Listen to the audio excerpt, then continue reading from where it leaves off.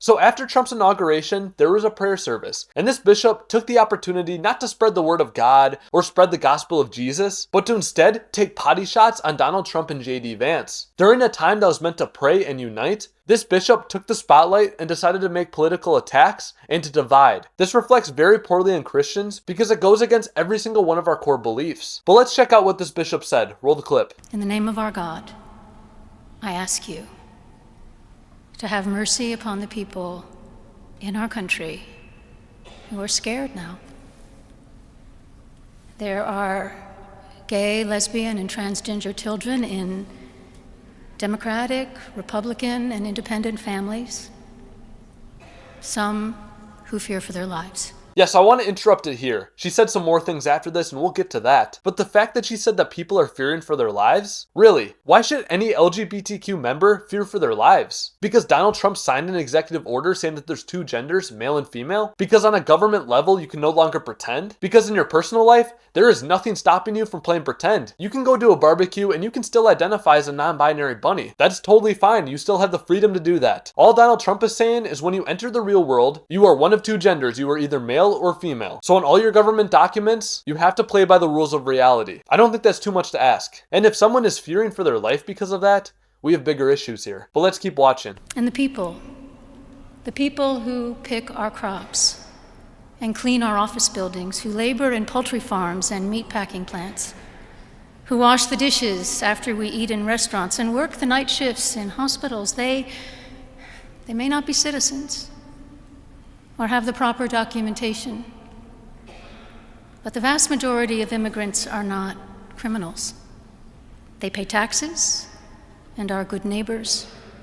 They are faithful members of our churches and mosques, synagogues, wadara, and temples.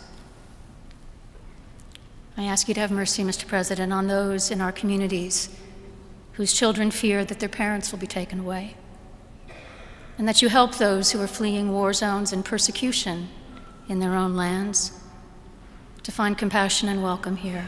So now the bishop is talking about migration, and she used that word on purpose. She used the word migrants. But really, that's a lie, because Donald Trump is not trying to deport migrants. Donald Trump is trying to deport illegal immigrants. And guess what? Every single illegal immigrant is a criminal. Because by definition, if you are an illegal immigrant, you are breaking the law.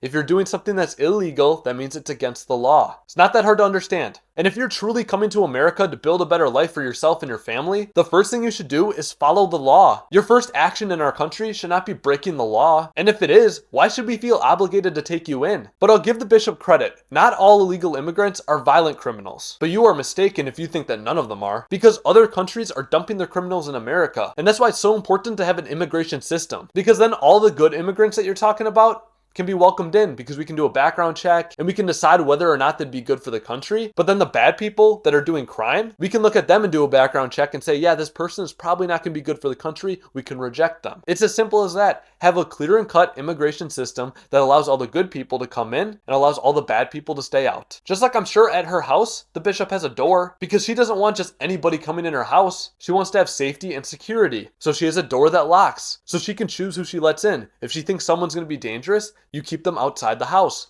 But if you think someone's going to be friendly and good, you can let them in the house. It's the same with immigration. You can't just have an open door policy like Biden had, because that is bound to produce chaos and crime. This was such an embarrassing prayer service. She could have brought people to Christ and united people and introduced the gospel to people who have never heard it. But instead, she took the spotlight and decided to make political attacks. And that is a disgrace to the Christian faith. But if you guys want to learn more about this event, download the Substack app and read my article about this event where it dives deeper into all the bishop's lies. And if you guys like that article, go to this link and subscribe for my free newsletter. Every single Friday, you'll get an article like that in your email inbox for totally free. So go check that newsletter out if you're interested. It's meant to help people grow their faith and defend their faith in a world that's trying to destroy it. But anyway, comment down below what you think about this and subscribe if you agree.